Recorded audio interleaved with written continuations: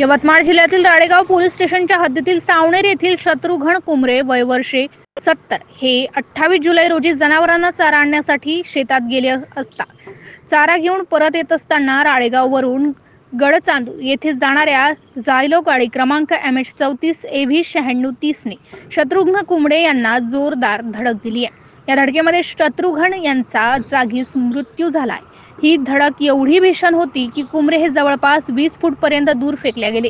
घटनेची माहिती मिळताच गावातील सागर नेहारे, विठ्ठल शेंदे, सतीश कुमरे यांनी घटनास्थळी जाऊन जखमींना राळेगाव ग्रामीण रुग्णालयात नेले असता तेथील डॉक्टरांनी त्यांना मृत घोषित केले।